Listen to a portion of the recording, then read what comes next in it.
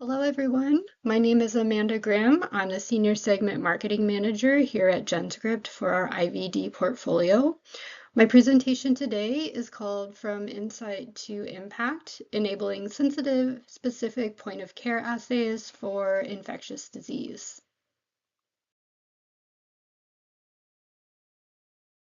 Contents of this presentation will include some information about GenScript. I'll go into an overview of infectious disease. We'll go through some of GenScript's solutions. I have some customer highlights and GenScript applications to share with you, and then we'll close out with a summary. Let's start with some information about GenScript. GenScript has over 20 years development experience, having initially started out in the gene synthesis space. They do continue to innovate and upgrade current technologies for their services and products. And they do also have regulatory experience due to the navigation of diagnostics during the COVID-19 pandemic.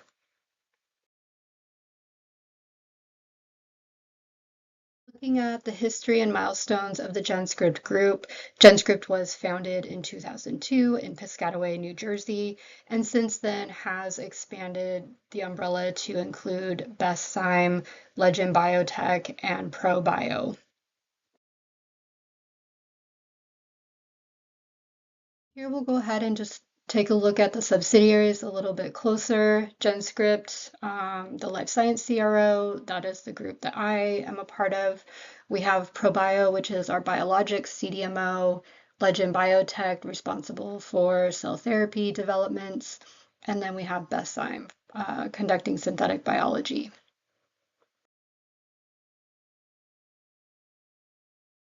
Go ahead and move into the overview. We'll start with the global reach and scale of infectious diseases. Infectious diseases affect hundreds of millions globally, with over 40 countries in 2024 that face severe outbreaks. The factors behind these resurgences include declining vaccinations, reduced immunity, and climate change that contributed to the increase in these outbreaks. We also had a dengue fever surge. Argentina experienced a dramatic 151-fold increase, exceeding 488,000 reported infections.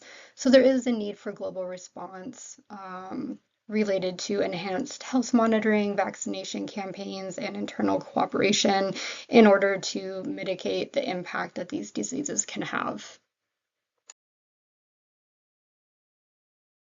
This slide is a look at the most prevalent and rapidly spreading infectious diseases according to WHO and other global surveillance data. It looks at the countries as well affected by each disease. So the diseases that are most prevalent include dengue fever, measles, whooping cough, tuberculosis, polio, monkeypox, cholera, and influenza and RSV.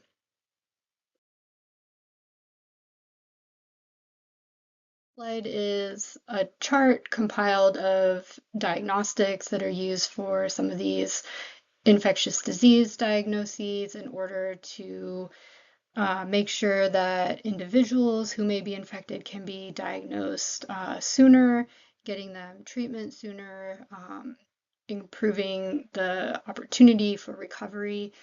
So we'll look at a couple of these here, the top one being dengue fever, the diagnostic method being the NS1 antigen test or IgM antibody test. There's also nucleic acid amplification tests like RT-PCR or RT-PCR. These are antigen or antibody tests, or also nucleic acid. The use case for this specifically would be for early detection in that 0 to 7 days post-symptom onset. a means of utilizing this would be for outbreak control. Limitations with this type of test do include cross-reactivity with other flaviviruses, limited sensitivity in those later disease stages. Another one we can look at is influenza down there towards the bottom. We have lateral flow for viral antigens, nucleic acid amplification tests for RNA. These are used for rapid diagnosis in emergency and outpatient settings.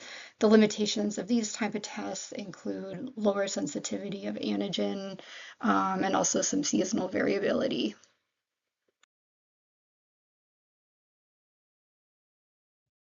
So here we can take a little bit of time to look more in depth at some of these different formats that were mentioned in that previous slide.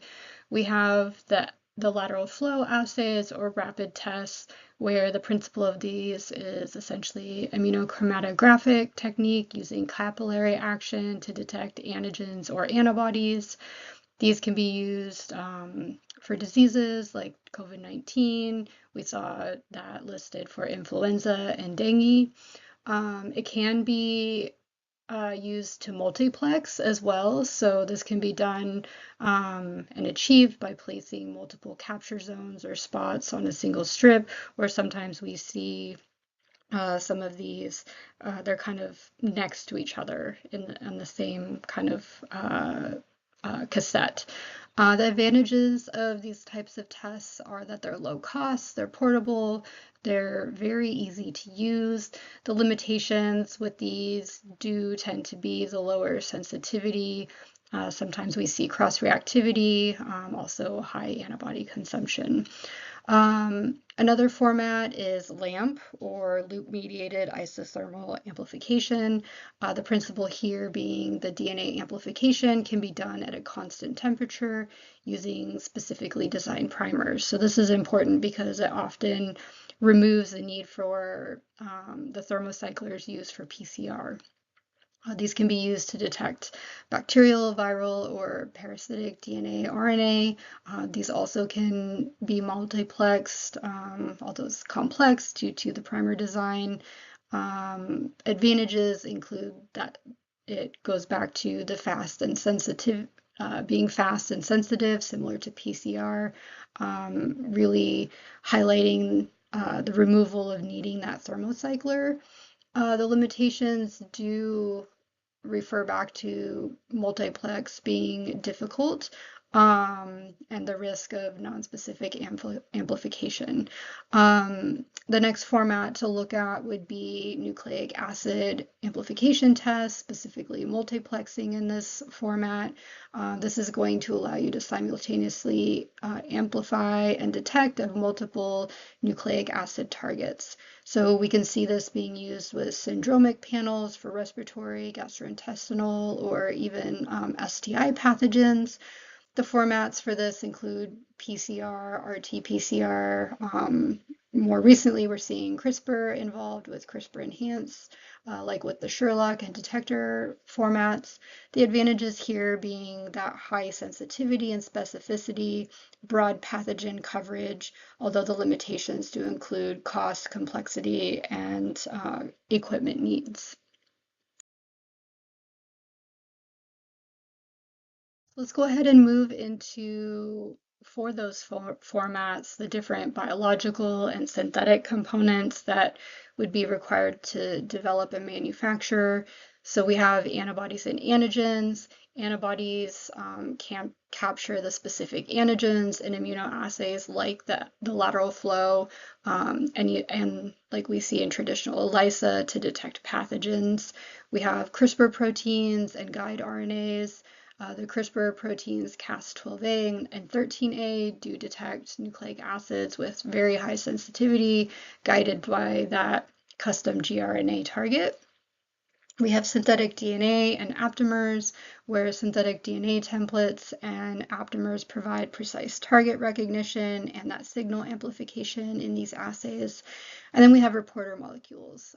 These emit the signals through cleavage during detection, enabling measurable readout in these diagnostic tests.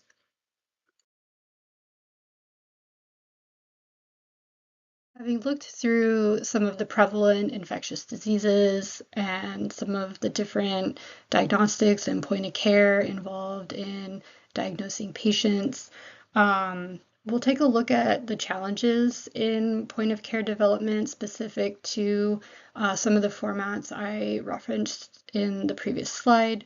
Um, these challenges include sensitivity and specificity. These point of care require balancing that rapid detection with precise sensitivity and specificity to avoid misdiagnosis. We have reproducibility challenges. The consistent performance is challenged by the variability in batches, in users, and environmental factors like temperature. And then we have scaling and manufacturing. The production of these devices requires quality control, a stable supply chain, as well as regulatory compliance. And going into the next section, we'll look at ways that GenScript and the products and services for the IVD portfolio can help address these different challenges in your development. Okay, let's go ahead and start with GenScript solutions. So here we'll go ahead and start with the development workflow. This really starts with that disease of interest. So whether you're working on dengue fever or influenza, you'll want to identify which target your diagnostic is going to be looking for, whether that's a protein, antibody, or the nucleic acid. Your diagnostic would then move into design and optimization. So you're going to be testing the format that you've chosen, whether that's next-gen sequencing as an example, ELISA, PCR. And then the test would move to validate and verify. And then once that data is collected, reviewed, and submitted, the approval process would then allow you to utilize it as a diagnostic. Related to that development workflow, GenScript identifies three main stages for assay-specific solutions, that being the target identification stage, a number of resources for gene and protein analysis, and then once you move into your format and validation stage, we have different solutions for antibody antigen detection, and then another for molecular detection. Let's go ahead and dive into the first challenge with sensitivity and specificity. And I think this can really take shape through the target characterization, because here you're going to be identifying unique biomarkers like antigens and the host immune response in order to enable that accurate point of care development. We can also further look at the disease pathway to better understand this, like the infection timeline. This is going to guide that optimal sample timing as well as target selection for tests. And then being able to develop on that the test sensitivity and specificity. So accurate knowledge ensures tests detect disease effectively across all of the progression stages. And then the risk without understanding, lacking that foundational knowledge will ultimately lead to ineffective or misleading point of care results, especially in complex cases. To support that characterization of targets, our Gene Titan platform can really support evaluating target genes and their functionality. It's a proprietary arrayed semiconductor-based electrochemical oligonucleotide synthesis technology that allows precise synthesis of each individual oligo synthesized on a chip. This technology can also be combined with either hybridization or amplicon-based enrichments for next-gen sequencing, and then it can also be used to create customized guide RNA libraries that could be cloned into either dual or all-in-one CRISPR vectors for additional methods to study gene functionality. We do have ready-to-use guide RNA libraries for commonly investigated diseases like Alzheimer's or diabetes, or we can customize specific to your area of study as well. I do want to share a case study with you specific to using the GeneTitan technology for a customized CRISPR gRNA library. Here we have a customized library that contains over 58,000 unique guide RNAs for gene knockout in the human genome. All of these guide RNAs were synthesized simultaneously as short single-stranded oligonucleotide using our arrayed chip platform. The conserved sequences were added to the end of the guide RNA to facilitate PCR amplification. Following synthesis, these guide RNAs were amplified to double-stranded PCR products and cloned into the lentiviral vectors to create the library. Overall, the quality of the library was determined by assessing library diversity and sequence distribution using next-gen sequencing. 30 clones were randomly picked and sequenced using Sanger sequencing. The sequencing results showed that all of the sequences were unique with 100% diversity among the randomly picked clones. Additionally, each guide RNA sequence exactly matched a desired guide RNA sequence, indicating accurate oligonucleotide synthesis and successful PCR amplification of the guide RNAs following that synthesis.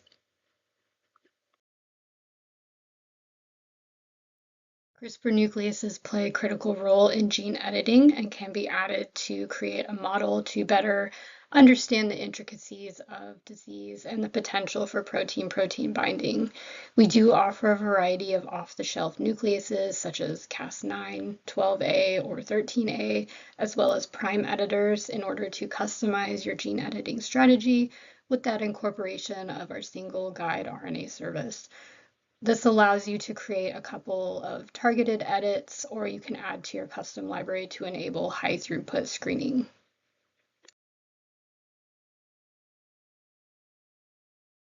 For protein expression, whether your antigen is simple or complex, we have a range of platforms to find your best fit. The E. coli platform is great for antigens that are relatively low maintenance. Our insect platform helps with soluble, membrane, or more complex proteins. Our mammalian platform supports various antibody or recombinant proteins that need to be closer to biologically active. And then we recently launched our cell-free platform. This is great if you're doing computational or AI design. This is a great option too to be able to test hundreds or even thousands in a high throughput format. This does also include a kit version, which I'll talk about more in the next slide. The new CF Express kit launched just a couple weeks ago, and we've received really positive feedback so far. I want to share some additional details on the kit since it is discounted until the end of September. It is an E. coli extract-based kit that will synthesize proteins in just a few hours. It includes the cell-free extract, protein synthesis buffer, and a control plasmid. The protein synthesis capabilities cover a range of protein types with high yield results, and it's going to be a good option for proteins that may be toxic to a cell system. To add to the protein service, we also have a protein analytical service in order to enable that antigen creation and protein interaction studies. This is an advanced integrated system designed for in-depth study and evaluation of protein characteristics. It offers a wide range of services, including qualitative and quantitative analysis, protein modification analysis, impurity analysis, molecular interaction, and more customized analysis.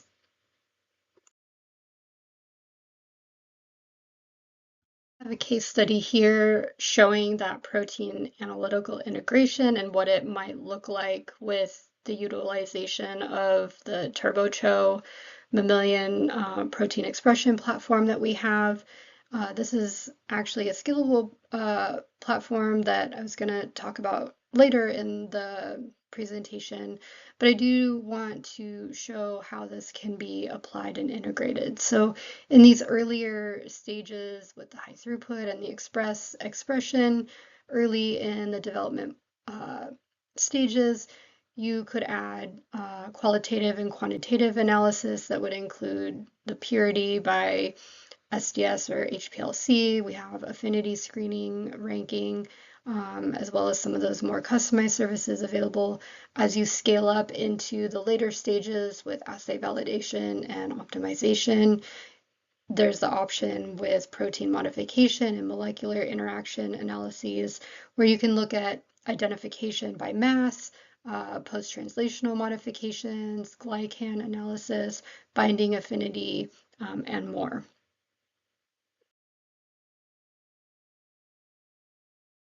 Next, we offer a range of options for antibody development from polyclonal to traditional mouse hybridomas to our positive cell enrichment platforms. Each platform is customizable based on your antigen and immunization choices. The positive cell enrichments include our monorab, rabbit monoclonal, and our newer turbomab monoclonal options. Using rabbit as a host provides unique advantages due to their production of highly sensitive and specific antibodies that are going to have little to no cross-reactivity. The turbomab platform is an advanced hybridoma platform that is going to enrich the positive cells before fusion in order to increase the likelihood of specific antibodies. Both of these can be expedited as well by adding the B cell screening option.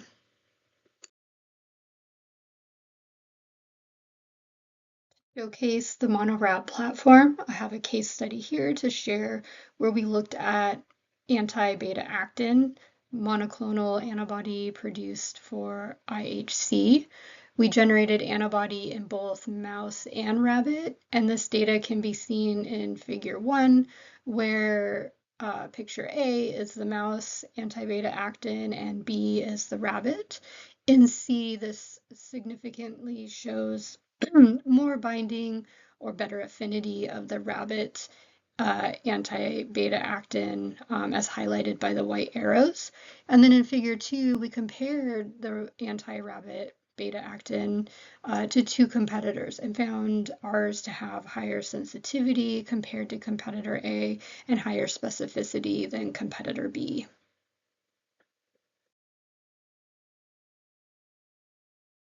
An add-on to your antibody development project could include conjugation and labeling.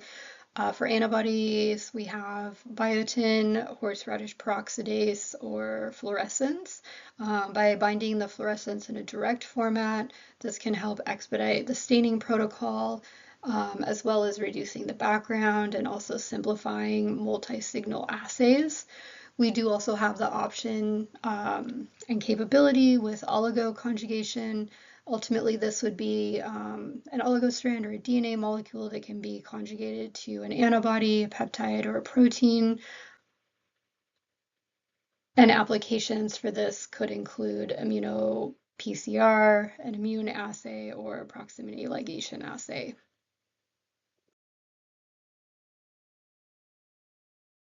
Some other antibody add-ons may include our specialized antibody services.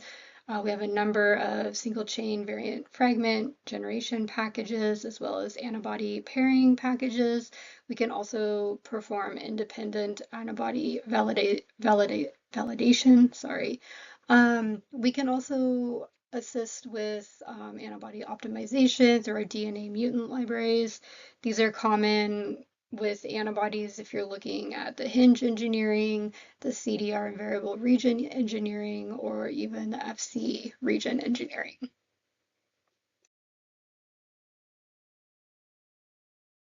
Let's move into the second challenge of reproducibility and what GenScript offers as solutions. As you've moved into your assay design selection, you want to limit a lot of variability with your raw materials. And as you identify controls and run conditions, ensure that you have reliable and well-characterized materials.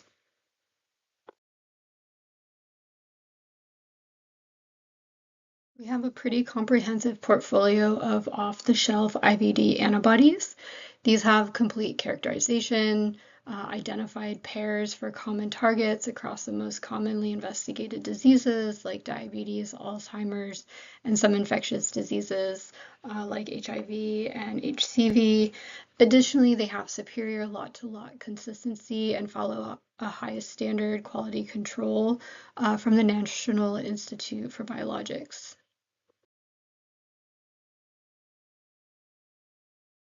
Our oligos synthesis service offers highly precise and sensitive custom diagnostic probes and primers. You can expect low exogenous contamination, enhanced fluorescence, and stable quality. To demonstrate the strict control of exogenous contamination, I have this case study I can share for qPCR oligosynthesis. The data on the left uses FAM and NED fluoros, and we can see the tight overlays for each red and blue curves, confirming the batch-to-batch consistency. The same can be seen for the data on the right, using targets with FAM and VIC fluoros. Both of these achieved high precision with low CT values for high sensitive outcomes with high detection rates.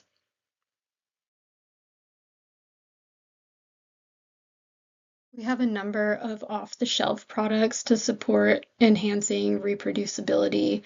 This includes a range of PCR reagents like Taq polymerase and the nucleotides. We also have different protein purification options like resins or magnetic beads. And then we have instrumentation that can help to automate your workflow, like our newly launched AMAG Quattro ProAb 1300. This is a fully automated instrument that uses magnetic beads for the purification of proteins or antibodies.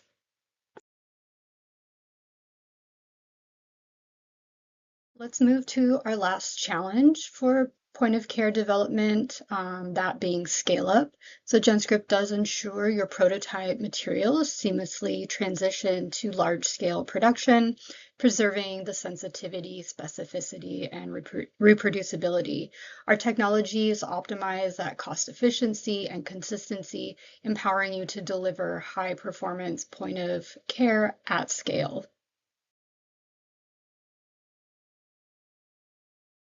The first of these being our TurboCho platform. It has been mentioned already in a couple places leading up till now, but this is a scalable recombinant protein expression platform that's going to move with you through the development process from early discovery with transient high throughput to express, and then to later stage stable expression with high performance and stable expression options. Our team recently upgraded the high throughput and express to improve both the yield and speed.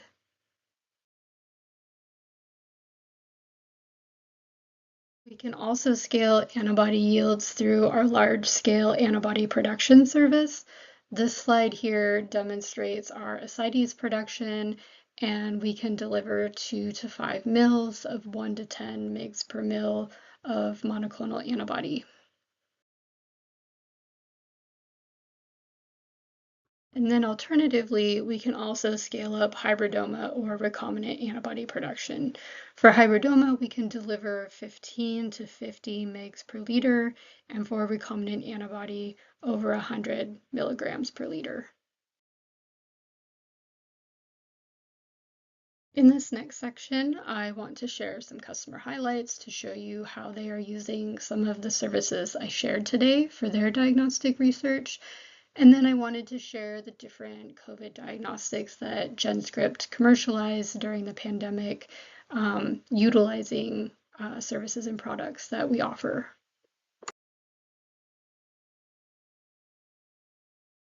For the first customer highlight, I have this group looking at the establishment of a CRISPR Cas9 knockout library for screening type 1 interferon inducible antiviral effectors in pig cells. And so here the goal was to construct a CRISPR-Cas9 knockout library of over 1,800 unique sequences targeting 359 ISGs with an average coverage of 5 to 6 guide RNAs per gene. The outcome was that this ISG targeting CRISPR-Cas9 knockout library did demonstrate a high level of consistency between type 1 interferons, including 2 subtypes of interferon A and 1 subtype of B, and at a high rate of hit confirmation, demonstrating the promise of wide application in screening novel sets against a panel of porcine viruses. The GenScript service and products used in this study was our Gene Titan semiconductor technology in order to generate the single guide RNA library. And then we have our ready-to-use interferon alpha 1b and 2a and the interferon beta cytokines.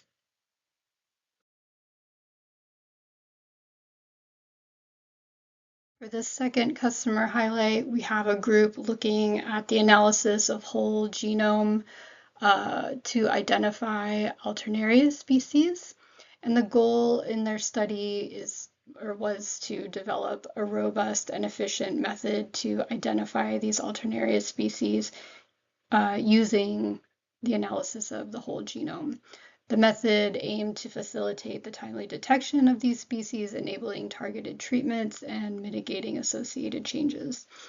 The outcome was that the study was successful to construct a species-specific target sequence library for 31 Alternarius species. The method was validated using Sanger sequencing and CRISPR-Cas12a technology in order to achieve accurate and rapid identification of the target species. The GenScript service used in this study included GenScript generation, synthesis of crRNAs for the CRISPR-Cas12a system. These were crucial for the rapid and precise identification of genomic DNA samples, and these were synthesized to target species-specific sequences that then enabled the detection of the Alternarius species with high specificity and sensitivity.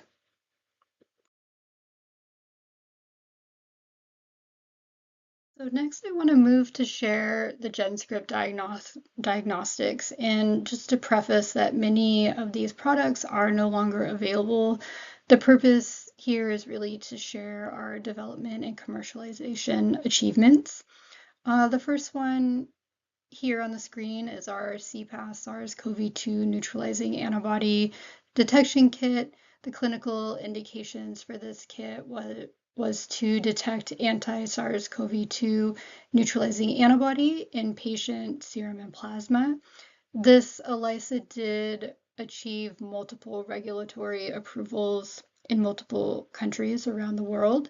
It did include an RUO version for research and testing outside what it was initially approved for. One of those examples was for some research with wild deer exposure surveillance. The technology and kits was commercialized from the work done by Dr. Lin-Fa Wong with Duke NUS.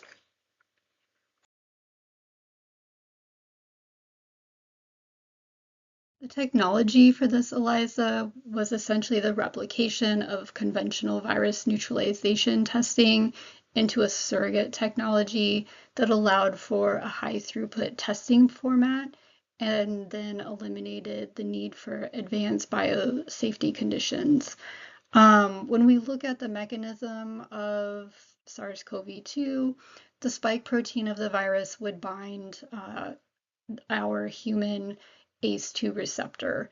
And so by our body producing these neutralizing antibodies, these would then bind the RBD of the spike protein, preventing the virus from binding to the receptor.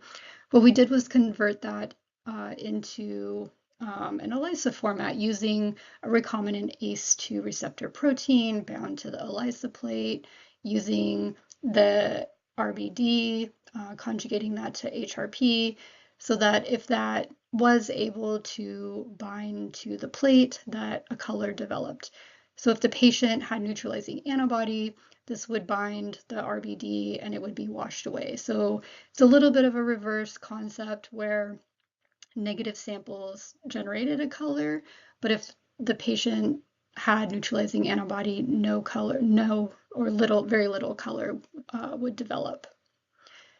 The overall components for this included that antigen-coated plate with the ACE2 protein, positive negative controls, the recombinant RBD HRP conjugate, some different solutions, buffers, and a wash solution. So somewhere around mid-pandemic, that same technology from the ELISA was converted into a lateral flow rapid test format. This did receive the CE mark in the EU, specifically the CE 1434 for direct-to-consumer sales.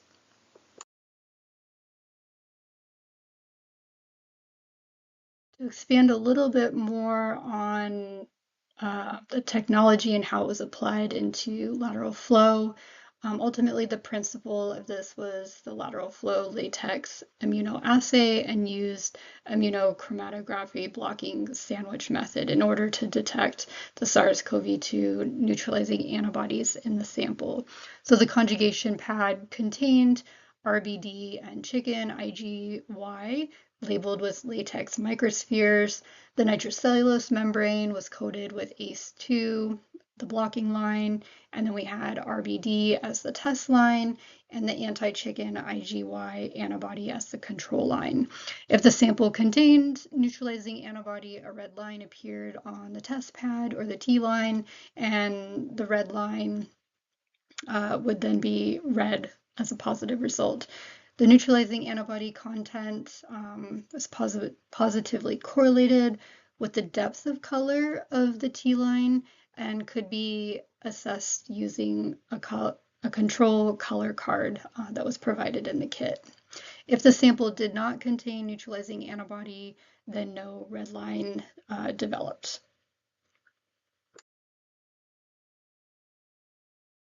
In the pandemic, GenScript did have a qPCR detection assay where the clinical indications for this was to detect SARS-CoV-2 nucleic acid in patients' nasopharyngeal samples.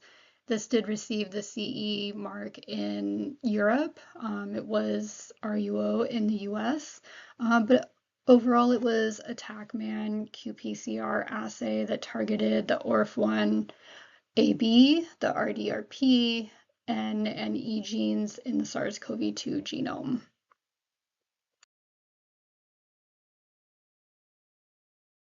So just a little bit more information related to the commercialization of the qPCR kit.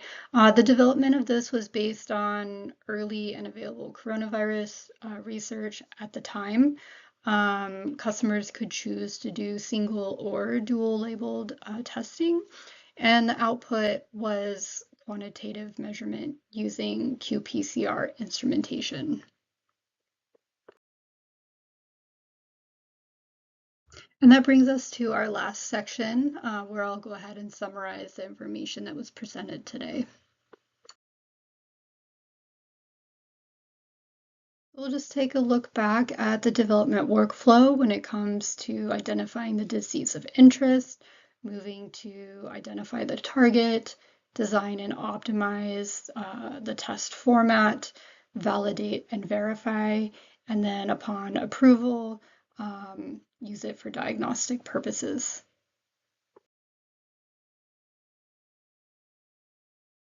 GenScript separates the development workflow into 3 stages, that being target identification, assay format and validation, and assay production and quality control.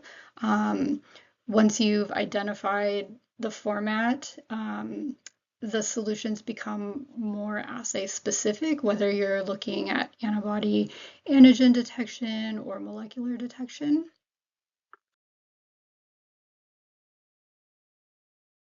The challenges that I addressed today when it comes to point of care test development included sensitivity and specificity, reproducibility challenges, as well as scaling and manufacturing. And those can be addressed at the different stages in the development workflow, target discovery and characterization, really helping you to fully identify your target types, confirm disease pathways, determining that cause and effect, and evaluating protein-protein interaction. Once you've decided on your assay design selection, making sure that you have consistent lot-to-lot consistency, as well as fully characterized raw materials, supporting you through your control identification and run conditions, as well as the optimization of your assay.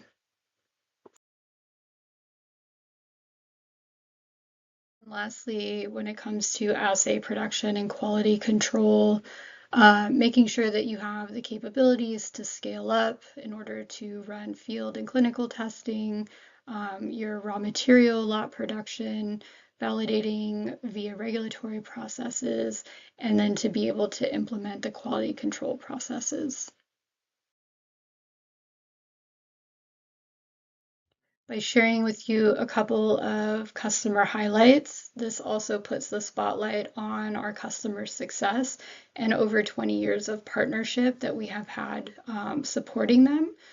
You can see here that we've had more than 100,000 successful customer research publications in peer-reviewed journals. That includes the Cell, Nature, and PNAS. We are continuing on an upward trend of citations in our customers' publications for our products and services, and we look forward to continuing that growth and those partnerships.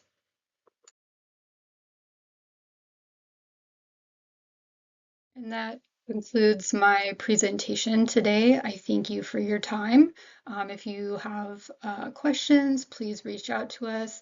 I encourage you also to visit our virtual booth. We have a number of different resources and brochures and flyers related to a lot of the products and services that I shared with you today. We also have our chat feature enabled to be able to answer any questions that you may have. So thank you.